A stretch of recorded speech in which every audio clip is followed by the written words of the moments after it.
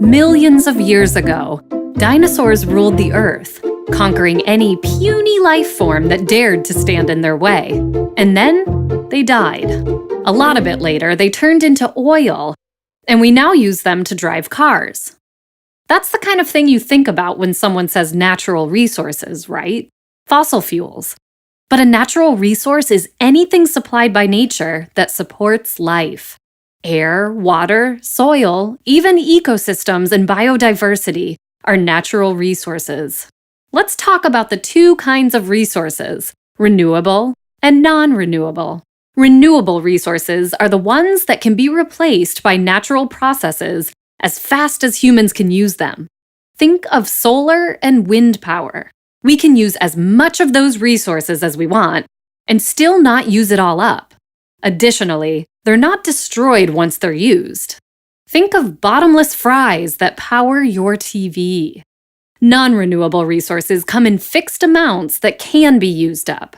Fossil fuels like coal, oil, and natural gas make up this category. I mean, do you see any more dinosaurs walking around? Exactly. And even if you did, we'd have to wait millions of years after they're dead for them to turn into oil. Things like soil and water are also non-renewable. They can be restored, but they can also be completely destroyed by human action. Soil is made up of little rock pieces and decomposing parts of dead things. Think about that next time you're watering your flowers. And once the nutrients those little dead pieces provide are used up, we're left with nothing but little rock pieces. And flowers don't usually just spring out of rocks. More decomposing parts can add more nutrients to the soil, but at a much slower rate than solar or wind power.